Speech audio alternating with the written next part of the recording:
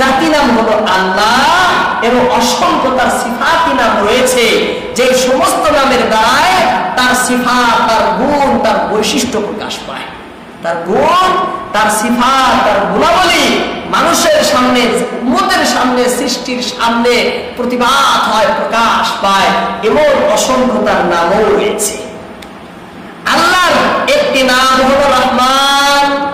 আল্লাহর একটি নাম হলো রহমান, যার প্রকাশ পায় যে তিনি এমন পরম দয়ালু, যিনি নিজ ইচ্ছায় সকল প্রয়োজনশীল সকল বস্তুর প্রয়োজন পূর্ণ করেন। আল্লাহর একটি নাম হলো রহমান, যার অর্থ পরম দয়ালু, যার অর্থ অতিশয় মেহেরবান।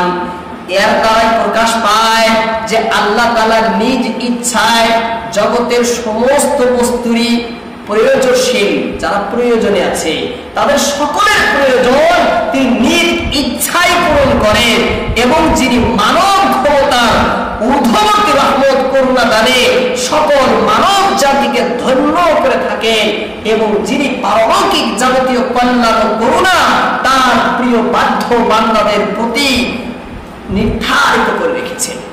রহমান বলা হয় তাকে, যে তার প্রিয় বাধ্য বান্দাদের প্রতি দয়া করেন, এবং এই দয়াটা তার পারলৌকিক পরকাল সম্পর্কিত দয়া, পরকাল সম্পর্কিত করুণা, পরকাল সম্পর্কিত রহমত, জাগতিক না পরকাল সম্পর্কিত করুণা, যেটা নেক বান্দা, আল্লাহর বাধ্য বান্দা, অনুগামী বান্দাদের প্রতি করেন, এবং এটা তিনি নিজ ইচ্ছায় করেন, পরিপূর্ণভাবে করেন।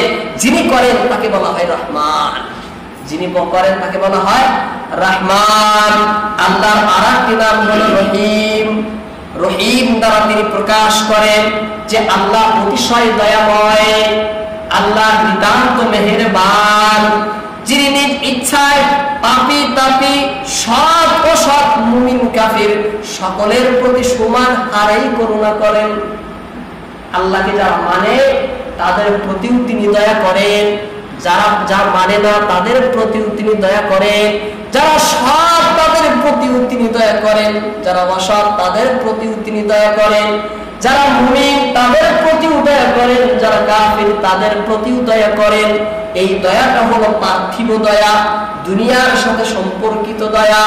এই দয়াটা আল্লাহর সমস্ত বান্দার প্রতি পরিব্যাপ্ত, সকলেই এই দয়ার মধ্যে অন্তর্ভুক্ত, একে বলা হয় রহিম। কিন্তু রহমান এমন নয়, শুধু পারলৌকিক দয়া নেক বান্দাদের প্রতি, বাধ্য বান্দাদের প্রতি।